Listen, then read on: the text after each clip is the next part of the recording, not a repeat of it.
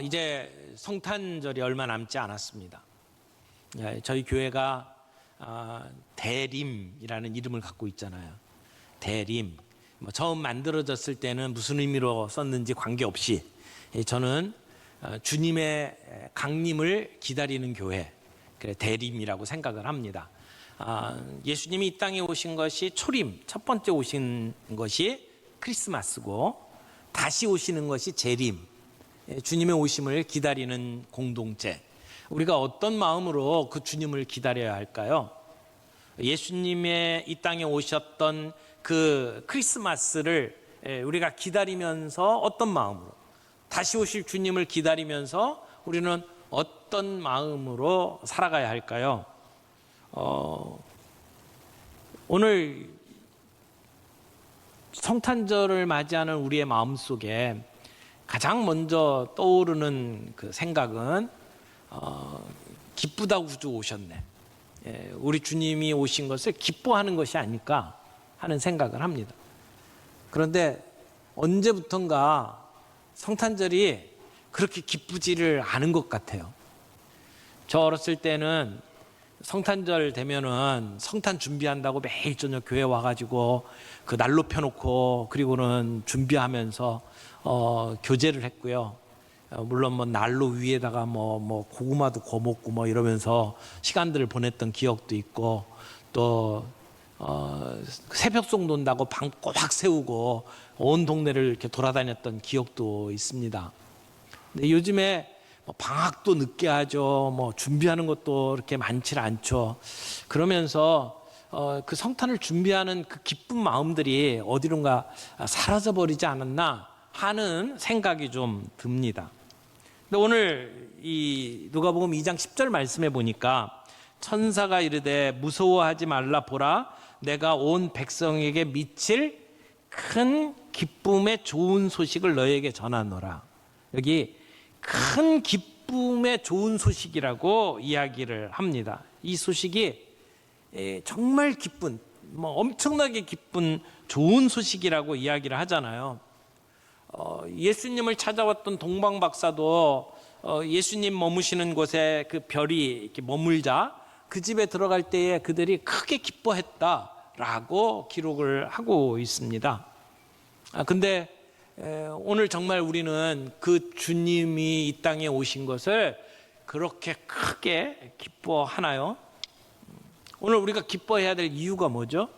우리는 인사하면서 메리 크리스마스, 즐거운 크리스마스다라고 이야기를 하는데 정말 우리 안에 기쁨이 있나요? 그리고 그 기쁨의 이유를 분명하게 알고 그만큼 기뻐하나요?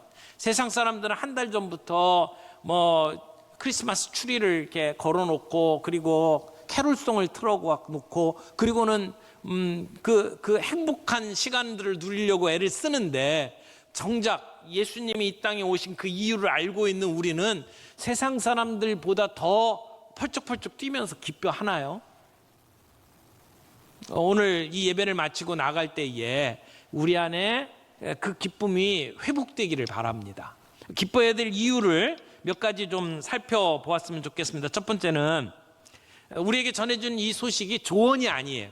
기쁜 소식이기 때문에 기뻐해야 합니다. 조언이 아니다라고 하는 이야기를 했는데, 다른 말로 충고라고도 말할 수 있어요. good advice. 우리에게 주신 이 내용은 어드바이스가 아니에요. 이렇게 세상을 살려면, 행복하게 살려면 이렇게 해야 된다, 너 이렇게 해라 라고 하는 조언이 아니란 말이에요. 세상의 대부분의 종교는 이런 가르침을 전합니다. 이 땅에서 우리가 어떻게 살아야 되나, 더 착하게, 더 선하게, 더 많은 것들을 하면서 살아야 된다라고 가르칩니다. 그러나 기독교의 핵심은 그렇게 하라고 있는데 강조점이 있지 않아요. 우리에게 들려주시는 소식의 방점이 찍혀져 있어요. 그럼 어떤 소식이요? 하나님이 우리를 위해서 이미 해 놓으신 일을 우리에게 전해주는 겁니다. 그래서 큰 기쁨의 좋은 소식이다, 이렇게 이야기를 하는 거죠. 우리 보고 뭘 하라는 게 아니에요. 이미 이루어진 일들을 우리에게 들려주는 것입니다. 11절 보세요. 오늘 다윗의 동네에 너희를 위하여 구주가 나셨으니 곧 그리스도 주시니라. 천사가 알려준 소식입니다. 예수님이 탄생하셨다는 이야기잖아요. 근데 그 예수님이 탄생한 게 왜 우리에게 그렇게 기쁠까요? 그 이유를 오늘 본문 안에서 좀 살펴보기를 원합니다. 소식이 아니라, 충고가 아니라, 조언이 아니라, 충고가 아니라 소식이라고 얘기했잖아요. 그게 무슨 말인지 좀 더 설명을 해드려야 될 것 같아요. 복음이라고 하는 것은 뭔뭘 해야 된다라고 하는 도덕주의하고 구분이 갑니다. 다른 거예요. 그러니까 이렇게 해야 된다라고 가르쳐 주는 건 도덕이죠. 그런데 성경은 예수님이 우리를 위해서 이미 이루어 놓으셨다라고 우리에게 소식을 들려주는 거예요. 내가 구원을 얻는다라고 하는 것이 내가 뭔가를 해서 착한 사람이 되고, 내가 이전보다 더 많은 헌금을 하고, 내가 이전보다 더 많은 노력을 해서 더 나은 삶을 살 수 있다, 그런 얘기가 아니란 말이에요. 그렇게 되면 나를 구원하는 것이 내가 됩니다. 내가 노력해서, 내가 더 착하게 돼서 나를 구원하는 것이 되잖아요. 그러나 구원이라고 하는 것은 오직 예수 그리스도께 달린 것입니다. 우리의 믿음의 수준에 따라 구원받는 게 아니라 예수님께서 우리를 위해서 이미 해놓으신 일에 따라 우리가 구원을 받는다라고 하는 것이죠.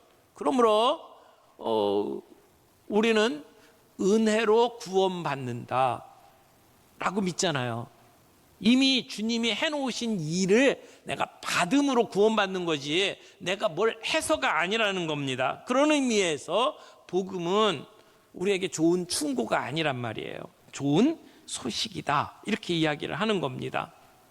오늘 내가 구원받은 것이 나에게 의지해서 이루어지는 것이 아니라는 것을 안다면 우리는 겸손할 수밖에 없고, 동시에 하나님이 나를 사랑하신 것 때문에 나는 세상 속에 당당하게 살아갈 수가 있게 되죠. 근데 오늘 본문 안에서 우리가 좀 더 관심을 가지고 살펴보기를 원하는 표현은 이거예요. 다윗의 동네에 예수님이 탄생하셨다라고 하는 것이죠. 여러분, 다윗의 동네가 어디예요? 베들레헴입니다. 베들레헴에 예수님이 탄생하셨다라고 하는 것은 어쩌다가 갑자기 이루어진 일이 아니에요. 이미 구약 성경을 통해서 오래전부터 예언된 이야기예요.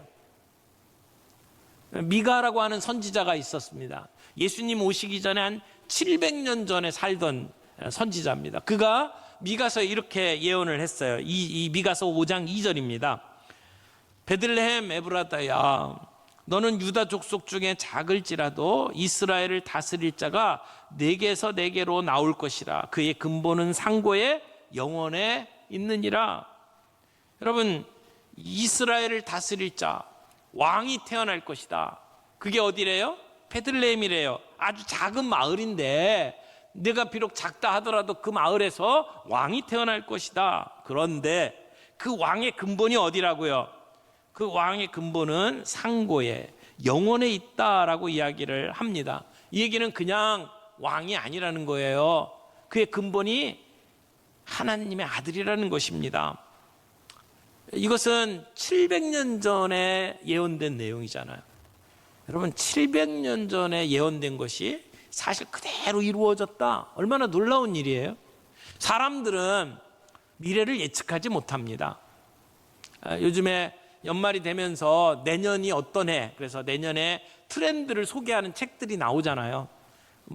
트렌드 코리아 2025 이런 책들이 나온단 말이에요.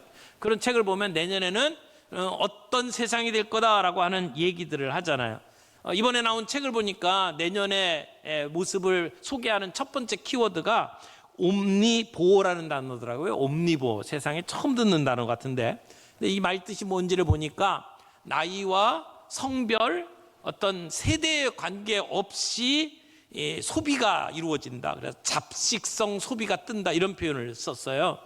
지금까지는 무슨 X세대, 그러면 X세대는 이런 특성을 갖고 있고 그 사람들은 이런 소비를 할 거다라고 하는 예측이 있었는데, 내년에는 그런 어떤 특정 구분들이 없이 사람들이 그냥 사고 싶은 거 사고 이런 시대라고 표현을 하는 겁니다. 그래서 사업을 하더라도 고정관념을 이제는 버려야 된다, 이런 표현들을 썼어요. 그런데 정말 그렇게 될까요? 왜 제가 이런 얘기를 하냐면 작년에도 그런 책이 나왔잖아요. 트렌드 2024. 근데 1년이 지났어요. 그 책을 놓고 정말 그대로 이루어졌는지를 한번 보세요. 맞는 게 별로 없어요. 그 얘기는 우리의 미래를 모른단 말이에요. 왜요? 사람이기 때문에. 우리는 그렇게 예측을 할 뿐이지. 그런데 성경에는 700년 전에 예언을 했고 그 예언대로 베들레헴에서 예수님이 탄생하신 거예요.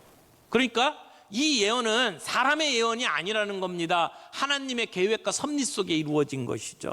성경 속에 기록되어 있는 이 예언이 하나님의 계획에 따라서 이루어진 거, 그게 하나님의 뜻이고, 그리고 결국 신실하신 하나님의 뜻대로 예수님이 이 땅에 오셨다라고 하는 것을 천사가 가르쳐 주는 겁니다. 그런데 오늘 본문에 예수님의 탄생에 대해서 세 가지 단어를 가지고 표현을 했어요. 첫 번째 보세요. 오늘 다윗의 동네에 너희를 위하여 누가 나셨다? 구주가 나셨다. 구주가 뭘까요? 구주. 우리는 구주 또는 구세주. 우리가 신앙 고백을 할 때 예수님은 나의 구주시고 나의 주님이십니다. 보통 대개 두 가지를 얘기를 해요. 주님이 나의 구주다, 나를 구원하시는 분이다. 그 다음에 주다, 나의 주인이시다, 이런 표현들을 쓰는 거예요. 두 가지 의미가 약간 달라요. 근데 구주라고 하는 표현은 말 그대로 건져주시는 분이에요. 구해주시는 분. 그러니까 요즘 말로 표현을 한다면 우리 집에 불 났어요. 그래서 내가 바깥으로 나가야 되는데 나갈 길이 막혔어요. 근데 소방대원이 와가지고 길을 열어줬어요. 그래서 나를 건져주었단 말이에요. 그 사람이 나의 구원자죠. 여러분, 내가 갑자기 심장에 마비가 왔어요. 그래갖고 이렇게 쓰러졌단 말이에요. 그 골든타임에 내 이 심폐소생술을 가지고 나를 이렇게 살려내는 사람, 그 사람이 나의 구원자가 되는 거잖아요. 내가 세상을 비관하고 다리 위에 서가지고 이제 세상을 등질 생각을 하고 있는데 누군가가 찾아와서 나를 설득하고 그리고 나를 끌어안고 내려왔다. 그가 내 삶을 구원해낸 사람이잖아요. 구원자. 이게 구원자라는 말이 그런 의미예요. 그런데 구주라고 하는 그 의미가 우리에게는 어떤 의미로 다가옵니까? 우리를 뭐에서부터 구원하신 거예요? 우리를 죽음에서 건져내신 분. 여러분, 정말 이 세상 요즘에 많이 공정 세상, 공평 뭐 이런 거 많이 따지잖아요. 근데 진짜 공평한 진리가 뭔지 아십니까? 누구나 다 죽는다는 거예요. 뭐 돈 많은 사람이나 뭐 권세를 가지고 있는 사람이나 모든 사람이 죽는다라고 하는 사실은 절대 진리예요. 모든 사람이 동의할 수밖에 없어요. 누구나 다 죽음 앞에 맞서야 돼요. 그래서 죽음을 두려워합니다. 그런데 예수님이 이 땅에 오신 것은 우리를 그 사망에서, 죽음에서 건져내시는 구세주다라고 하는 말씀을 하는 것이죠. 왜 주님이 이 땅에 오신 게 그렇게 기쁜 소식입니까? 죽음의 문제를 해결할 수 있도록 주님이 오셨다는 것 아닙니까? 주님이 우리의 죽을 수밖에 없는 상황 속에서 불 가운데 빠져나올 수 없는 우리를,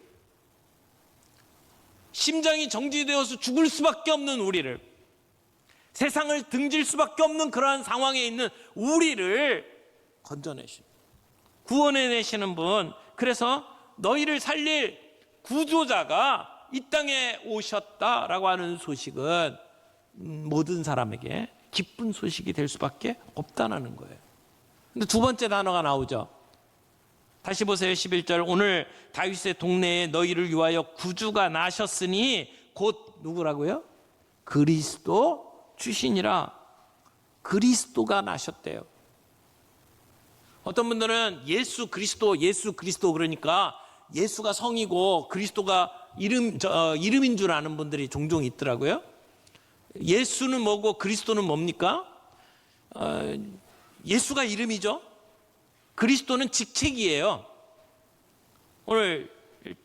제 직책을 목사 이렇게 표현하잖아요. 여러분의 가운데 장로, 권사, 집사 이렇게 뒤에 직책들이 있는 것처럼 예수님의 직책이 그리스도라는 말이에요. 근데 이 그리스도라고 하는 말이 헬라어로는 크리스토스라고 표현이 되어 있어요. 한국말로 번역하면서 그리스도라고 번역이 된 거예요. 그런데 그 헬라어가 히브리어로 바뀌면 무슨 말이냐면 메시아라고 하는 단어하고 같은 말이에요. 그러니까 그리스도라는 말하고 메시아라고 하는 말이 같단 말이에요. 예수 메시아 이런 얘기란 말이죠. 그러니까 기름 부음 받은 자라고 하는 의미를 갖고 있는 그 그리스도는 메시아라는 말이에요. 그래서 이 당시에 구주가 나셨으니 그리스도라고 하면 메시아 이렇게 사람들은 받아들일 수밖에 없어요. 같은 말이기 때문에. 메시아가 어떤 분입니까? 메시아가 이 땅에 오실 것이다. 구약의 선지자들이 수도 없이 예언했어요. 그러니까 미가가 예언했던 그 왕도 메시아를 가리키는 말이죠. 많은 선지자들이 예언했어요. 특별히 이사야가 메시아가 오면 이 땅에서 무슨 일을 할지를 예언을 했어요. 그래서 예수님께서도 회당에 가셔서 이사야 말씀을 쭉 읽고 이 말씀이 오늘 너에게 이루어졌다라고 이야기를 하셨잖아요. 그러면 이사야가 이야기하는 메시아의 하시는 일들이 뭡니까? 이사야서 61장 1절 말씀 보겠습니다. 이사야서 61장 1절이에요. 주 여호와의 영이 내게 내리셨으니 이는 여호와께서 내게 기름을 부으사 가난한 자에게 아름다운 소식을 전하게 하려 하심이라. 나를 보내사 마음이 상한 자를 고치며 포로된 자에게 자유를, 갇힌 자에게 노임을 선포하며. 2절 여호와의 은혜의 해와 우리 하나님의 보복의 날을 선포하여 모든 슬픈 자를 위로하되 무릇 시온에서 슬퍼하는 자에게 화관을 주어 그 죄를 대신하며 기쁨의 기름으로 그 슬픔을 대신하며 찬송의 옷으로 그 근심을 대신하시고 그들이 의의 나무 곧 여호와께서 심으신 그 영광을 나타낼 자라 일컬음을 받게 하려 하심이라. 메시아가 오면 어떤 일이 벌어집니까? 사막 같은 우리의 인생에 죽음이 다가온 그 신음하는 우리의 삶 속에 하나님께서 찾아오시면 우리를 그 압제에서 해방시켜 주신다는 거예요. 그래서 이사야의 표현을 따르면 사자들이 어린 양과 뛰놀고 독사굴에 손을 집어넣어도 물리지 아니하고 그런 평화의 시대가 우리에게 다가온다고 예언을 하는 겁니다. 우리의 목마른 영혼이 해갈받게 되고 병든 자가 나음을 받게 되고 잃어버렸던 우리의 인생을 되찾게 되는 그러한 구원의 역사가 메시아를 통해서 이루어진다라고 예언되어 있었어요. 그 예언이 예수님을 통해서 이루어지는 거잖아요. 여러분 지금 이 소식을 듣는 사람들이 누굽니까? 들에서 양을 치던 목자들이에요. 이 놀라운 소식을 왕궁에 있는 왕에게 들려주질 않았어요. 그 당시에 종교적인 지도자들 바리새인들에게 들려주지 않았어요. 사람들에게 천대받고 무시당하던 가장 낮은 하층민에 속하는 목자들에게 찾아와서 이 메시지를 들려주는 거예요. 그러기에 너희에게 기쁜 소식이 있다. 메시아가 온다는 겁니다. 우리를 해방시켜 주실 분, 우리의 모든 문제를 해결해 주시는 메시아가 우리에게 오신다는 거예요. 그분이 오시면 우리에게 풍성함이 있고 자유를 누리게 되고 우리가 노임받게 되고 이런 일들이 일어날 메시아가 태어났다라고 하는 소식은 기쁜 소식이 아닐 수가 없잖아요. 그리고 그 메시아 그리스도와 함께 그 뒤에 뭐라고 나왔습니까? 곧 그리스도 주시니라. 여러분 주라고 하는 표현을 썼어요. 누가는 이 성경을 기록하면서 예수님을 향해서 주라고 하는 표현을 아주 거리낌 없이 썼습니다. 이 퀴리오스라고 하는 단어로 되어 있는 이 주라고 하는 표현은 그 당시에 누구에게 썼냐면 황제에게 쓰던 표현이에요. 로마의 황제 시저에게 사용했던 표현이에요. 이게 황제를 신성화시키면서 신처럼 신격화시키면서 쓰던 단어예요. 그래서 그 시대를 다스리는 그 주가 누구냐? 황제다. 그렇게 믿던 시대에 예수님을 가리켜서 주라고 표현을 하는 거예요. 다른 말로 이야기하면 그분이 하나님의 아들이다 라고 하는 표현이란 말이죠. 하나님의 아들은 하나님이라는 얘기잖아요. 5절 말씀에 보니까 뭘 하라고 합니까? 이 기뻐하라고 이야기하면서 너희 관용을 모든 사람에게 알게 하라. 관용이 뭐예요? 관용이 너그러운 거예요. 영어로 젠틀이에요. 젠틀. 젠틀맨이라는 표현 쓰잖아요. 너그럽게 이해하고 용서하고 품어주는 것. 내가 그렇게 잘못 안 했어도 그 관계가 틀어지면 찾아가서 미안하다 먼저 이야기하는 것. 내가 손해보고 내가 먼저 그 문제를 해결하려고 하는 것. 이게 관용이에요. 근데 꼭 관용을 보여주래요. 그 이유가 뭐예요? 그 뒷절 보세요. 5절 뒤에 관용을 보이라고 이야기하면서 뭐라고 얘기합니까? 다 같이 주께서 가까우시니라. 주께서 가깝다는 얘기가 뭐예요? 다시 오실 주님, 그때가 얼마 남지 않았다는 거예요. 주님의 재림을 기다리는 사람은 관용을 보여주어야 한다라고 이야기를 하는 거예요. 여러분, 내가 왜 먼저 손해보고 용서를 빌어야 됩니까? 내가 왜 손해보면서 그 사람들에게 잘해줘야 합니까? 근데요, 손해보는 거 아무것도 아니라는 거예요. 주님이 오시기만 하면. 주님이 재림하시는 그날, 그게 바로 딱 내일이라고 생각을 해보세요. 내가 지금 돈 버는 것, 내가 얼마나 많이 갖는 것, 내가 권력을 쥐고 안 쥐고, 그 아무런 문제가 안 된단 말이에요. 주님이 가까우시다는 것을 아는 사람은 기꺼이 손해볼 수 있어요. 기꺼이 내가 먼저 사과할 수 있어요. 그러면 우리 모든 문제 해결된다는 거예요. 우리가 늘 기뻐할 수 있다라고 이야기를 하는 거죠. 2000년 전 주님이 이 땅에 처음 오셨을 때에 천사들의 소식을 들으면서 기뻐했던 이유, 오늘 다시 오실 주님을 바라보면서 우리가 기뻐해야 될 이유가 여기 나오지 않습니까? 우리의 관계 속에서, 하나님과의 관계 속에서 예수님이 오심으로 말미암아 화평을 누리게 됐고, 그 시각으로 나를 볼 때 나를 용납할 수 있고, 그 시각에서 내가 다른 사람들을 볼 때에 관계를 회복할 수 있고, 우리는 기쁨을 유지할 수가 있다라고 이야기를 합니다. 오늘 여러분들의 삶에 기쁨을 빼앗아가는 관계가 있습니까? 오늘 성탄을 맞이하면서, 그리고 주님의 재림을 기다리면서 우리의 기쁨을 회복할 수 있기를 바랍니다. 관용을 베푸는 사람이 기쁨을 빼앗기지 않을 수 있습니다. 우리가 주님을 먼저 생각하고, 그 주님이 이 땅에 구주로, 그리스도로, 주님으로 우리에게 오셨다라고 하는 것을 믿음으로 받고, 그리고 그 주님이 우리 가운데 화평케 하셨던 것을 생각하면서 우리가 내 주변에 있는 사람들에게 관용을 베풀기 시작을 한다면, 이번 성탄절은 기쁨을 회복하는 복된 성탄이 될 줄로 믿습니다.